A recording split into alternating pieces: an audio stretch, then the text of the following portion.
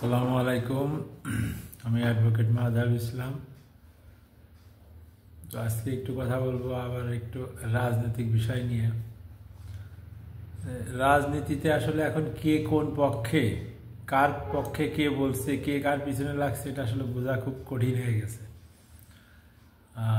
আমি রাজনীতি নিয়ে ভালোই একটু নড়াচড়া করি, নাড়চাড় করি, মানে বোঝার চেষ্টা করি যতটুকু সময় পাই অনেক ব্যস্ততার মাঝে। কিন্তু এখনকার রাজনীতি আসলে কে কার পক্ষে, কে কি চাচ্ছে, এটা খুবই বোঝা মুশকিল হয়ে গেছে। যেমন আমি একটু উদাহরণ দিয়ে বলি, আপনারা বুঝতে পারবেন। যে আমাদের যে প্রেস সচিব আছে, তিনি যখন বক্তব্য রাখেন, আমি গত কয়েক মাস লক্ষ্য করছি, তিনি চরম একটা সরকারপন্থী, সরকারের যেহেতু প্রেস সচিব, এবং চরমভাবে বিগত সরকার বিরোধী, মানে আওয়ামী বিরোধী, এবং খুবই কট্টর ভাষায় আওয়ামী লীগ এবং শেখ হাসিনাকে সমালোচনা করেন। এবং সম্প্রতি তিনি একটি ছবি ভাইরাল হয়েছে, সেটা হচ্ছে সে একটা ডাস্টবিনে শেখ হাসিনার একটা ছবি আছে, তার ভিতরে সে টিস্যু ফেলতেছে। এটা নিয়ে খুব আলোচনা সমালোচনা হয়েছে, তার প্রেক্ষিতেই আমি আর এই কথাগুলো বলা।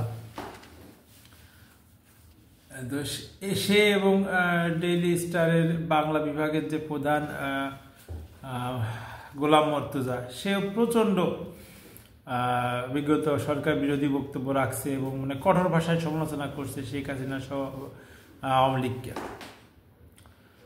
কিন্তু বিগত সরকারের একটা সমালোচক এবং কট্টর ভারত বিরোধী এবং আওয়ামী বিরোধী বিদেশ থেকে যিনি সাংবাদিক ইলিয়াস হোসেন, তিনি আবার বলতেছেন যে এই শফিক আহমেদ এলো ভারতের চর, বিগত সরকারের চর সেটা বলতেছে না, সে ভারতের চর, সে সরকারের ভিতরে ঘাপটি মেরে কথা বলতেছে।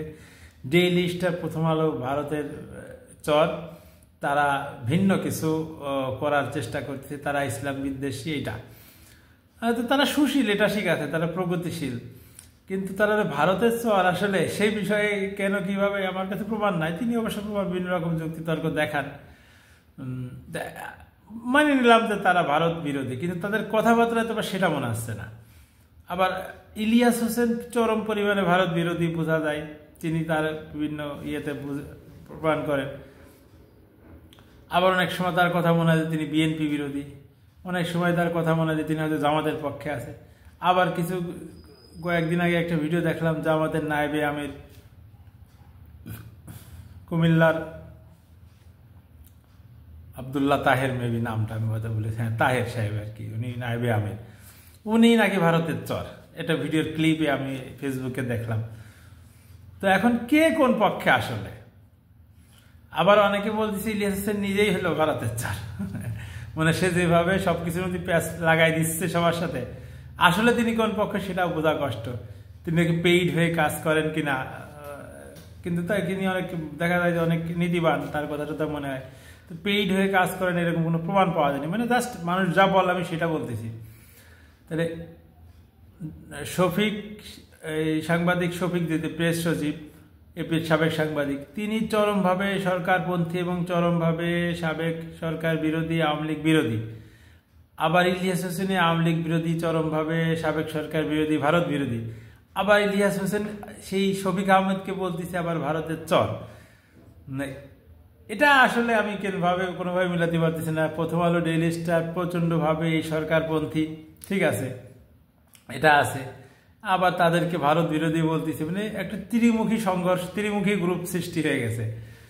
আবার একবার মনে হচ্ছে যে ছাত্ররাদের পক্ষে কথা বলতেছে ইলিয়াস হোসেন, যে নতুন রাজনৈতিক দল হোক, আবার তাদের সমালোচনা করছে কঠোরভাবে। আবার পিনাকি ভট্টাচার্যের কথা আর ইলিয়াসের কথা একসময় মিল পাওয়া যায় কিছু কিছু ক্ষেত্রে, আবার দু একটা পয়েন্টে অমিল পাওয়া যায়। এক সময় যারা সরকার বিরোধী ছিল, ডক্টর শাহেদ, তারপরে মাসুদ কামাল, তারা সরকারের সমালোচনা করে, আবার এদের মধ্যে বিরোধ। তারপরে শাহেদ আমেরিকাতে থাকে, মনে হয় শাহেদুর রহমান বা শাহেদ, সাংবাদিক শাহেদ, 24 ছিল, সে চরমভাবে সরকার বিরোধী এবং তিনি প্রথম ইউটিউবে প্রচণ্ডভাবে সমালোচনা করতো বিগত সরকারকে। তার সাথে আবার দেখি ইলিয়াস হোসেন আর পিনাকির ব্যাপক একটা গ্যাঞ্জাম, সে পিনাকির বিরুদ্ধে তো টক শো বসাই দিছে এই শাহেদ। তো এখন আসলে কে কার পক্ষে কখন কি বলতিছে, কে কোন পক্ষে যাচ্ছে, একবার মনে হচ্ছে ছাত্ররা রাজনৈতিক দল গঠন করে নিজেরা স্বতন্ত্রভাবে ইলেকশন করবে, আবার মনে হচ্ছে না তারা বিএনপির সাথে যোগদান করবে, আবার মনে হচ্ছে যে না তারা আওয়ামী লীগের সাথে যোগদান করবে। এখন কে যে কখন কোন দিকে যাবে, আসলে একটা ফোন আসছে, কে যে কখন কোন দিকে যাচ্ছে বোঝা বড় দায় হয়ে গেছে।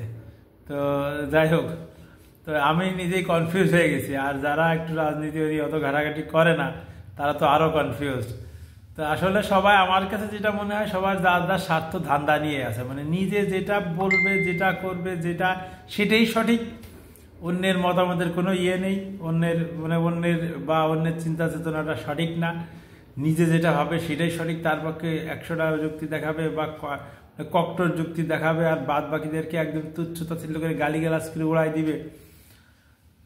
এরকম একটা ভাব সৃষ্টি হয়েছে। এখন কি যে অবস্থা দেশের, একটা মানে জগা খিচুড়ি অবস্থা সৃষ্টি হয়েছে। এরা কখন কি বলে রাজনৈতিক দলের কোন নেতাটা বোঝা বড় দায় হয়ে গেছে। আমি একটা স্ট্যাটাস দিছি হয়তো গতকাল, যে যখন আমাদের সাবেক স্বরাষ্ট্র উপদেষ্টা সাখাওয়াত সাহেব বলল যে বাইরে থেকে প্রপাগান্ডা করা ছাড়া দরকার নেই, শেখ হাসিনার বিষয় বলতেছিল যে আপনারা দেশে এসে গণতান্ত্রিক পর্যায়ে রাজনীতি করুন, একদম ছাত্ররা, বিএনপি, জামাত সবাই ঝাঁপিয়ে পড়লো, আওয়ামী লীগের চর বা ভারতের চর বা এগে রাখা যাবে না, এই সাখাওয়াত হোসেনের 2 গালে জুতা মারো, তালে করে মিছিল বের করলো। রিজভী সাহেবের নেতৃত্বে বিশাল একটা মিছিলও হলো, তাকে স্বরাষ্ট্র উপদেষ্টা থেকে সরাই দেওয়া হলো। কিন্তু পরবর্তীতে যে আইন শৃঙ্খলা যে অবস্থা, আমার কাছে মনে হচ্ছে যদি সাখাওয়াত সাহেব যদি থাকতো, তা আইন শৃঙ্খলার পরিস্থিতির এত অবনতি ঘটতো না। উনি অনেক স্ট্রং লোক, এবং উনি যেই কথা বলছিল সেই কথা তো এখন বিএনপিও বলতেছে, জামাত ইসলামও বলতেছে যে হ্যাঁ আওয়ামী লীগের রাজনীতি গণতান্ত্রিক অধিকার আছে, তাদের রাজনৈতিক কর্মসূচি দিয়ে সেটা বাধা দেওয়ার কিছু নেই। আসলে বাধা দেওয়ার কিছু নেই, শান্তিপূর্ণ যদি কোনো কর্মসূচি হয় তো সেটা আইনগতভাবে বাধা দেওয়ার কিছু নেই। তারপরেও এখন আমাদের দেশের আসলে এমন একটা আবেগ, প্রত্যেকের যার আবেগ, যে ওরা আমাদের উপরে এই করেছিল, আমরাও সেটার প্রতিদান এই করব। আসলে সেটার এমন একটা কালচার দাঁড়ায় গেছে, সেটার বিরুদ্ধে বলা কিছু বলাটা অতটা সহজ না। কারণ যার সাথে ঘটে যায় একটা ঘটনা, সে চাই যে আমি সেই ঘটনা ঘটতে দেবো না। এখন এদের ক্ষমতা আসছে, এদের ঘটতে দেবো না। একটা ভিডিও ক্লিপ দেখলাম, সাবেক ছাত্রলীগের সভাপতি সাদ্দাম হোসেন বলতেছিল তারেক রহমান সম্পর্কে, যে দেশের বাইরে থেকে আপনারা দেশের ভিতরে আন্দোলন সংগ্রাম করান, দেশের বাইরে থেকে বিলাসী জীবনযাপন করে নেতাকর্মীরা রাস্তায় নামতে বললেন, পারলে দেশে আসেন। এবং সাবেক প্রধানমন্ত্রী এই কথা বলছিলেন। তাহলে এখন তো সেম কথাই খেটে গেল, যে দেশের বাইরে থেকে এদেরই নেতা এখন কখন আসলে কি ঘটে যায় আল্লাহ পাক ভালো জানেন, আর কখন কার কথা আবার উল্টে যেতে হয়, কারণ পরিস্থিতির কারণে সব কিছু উল্টে।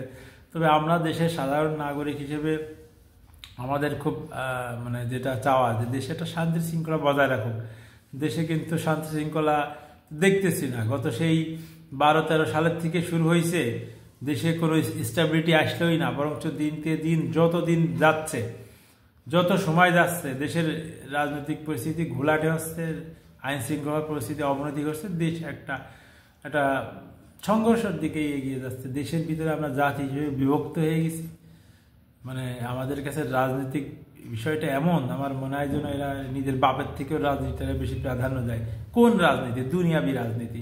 যেই রাজনীতি করলে দুনিয়া তো ফায়দা হচ্ছে না, আর কিয়ামতের মাঠে কঠিন আকারে ধরা খেয়ে যেতে হবে এই দুনিয়াবি রাজনীতির কারণে।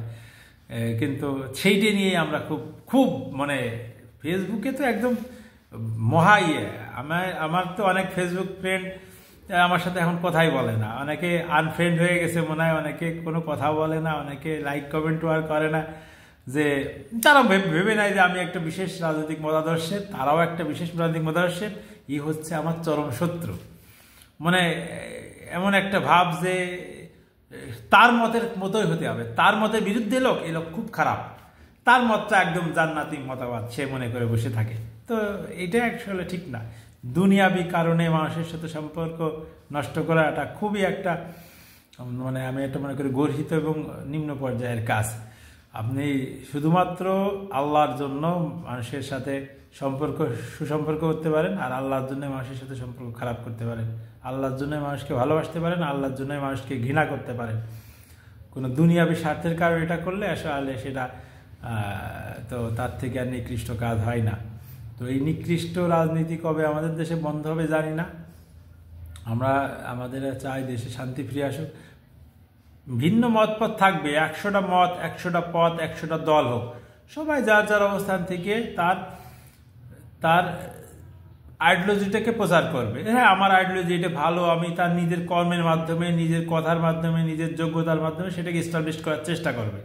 কিন্তু মারে ধরে কাটে কুপায়ে মামলা দিয়ে জেলে পাঠিয়ে বাড়িঘর ভাঙচুর করে, অগ্নিসংযোগ করে, লুটপাট করে এইসব রাজনীতি পাইছেন কোথায়? এটা ছোট লোকের রাজনীতি। জাতি হিসেবে দেখো তো নির্লজ্জ বেহায় হয়ে গেছি আমরা। এটা আসলে নেই। আমরা অনেক লোককে আমি দেখতেছি এখন তারা পালাই বেড়াচ্ছে শুধুমাত্র একটা রাজনৈতিক দলের অনুসারী হয়ে। এর আগে আর একটা দল পালাই বেড়াইতো, জেল খাটিছে, একের পর এক জেলে যে বেশি হাজিরা দিয়েছে, কোর্টে একের পর এক হাজিরা দিতে হয়েছে, মিথ্যা মামলা আছে। এখন আবার পট পরিবর্তন হয়ে আর এক দলরা পালাই বেড়াচ্ছে বিনা কারণে, শুধুমাত্র ওই রাজনৈতিক দল। সে হয়তো কাউকে মারেও নি, কাটেও নি, 2 টাকা করেনি, সে একটা রাজনৈতিক দলে ছিল। সেই রাজনৈতিক দলে থাকার কারণেই আগে এক দল এইভাবে শিকার হয়েছে, এখন আর এক দল শিকার হয়েছে। মানে এটা আবার চলছে, আবার এক সময় আসবে এরা ওদেরকে ওই কাজ করবে। কিন্তু এর শেষ কোথায় হবে আল্লাহ পাক জানে। তো যাই হোক, আমি সরাসরি দেশীয় রাজনীতিতে কিছু বলতে চাই না, কিন্তু যেটার সাথে একটা লিঙ্ক রয়েছে, আমাদের পরকালীন লিঙ্ক, আমি সেই বিষয়টা নিয়ে বলতে চাই। আর মাঝে মাঝে কিছু ঘটনা ঘটতেছে, সেটা নিয়েই বললাম। আন্দোলনের মৌসুম চলতেছে, আবার ফেব্রুয়ারি থেকে আন্দোলন শুরু হবে। রমজানের আগে একটা আন্দোলন হবে, আবার ঈদের পরে আন্দোলন হবে শুনতেছি। তো চলতে থাকুক, আল্লাহ পাক আমাদেরকে সবার সঠিক বুঝ দান করুক, হেদায়েত দান করুক, এই প্রত্যাশাই করি। সবাইকে ধন্যবাদ। আসসালামু আলাইকুম রহমতুল্লাহ।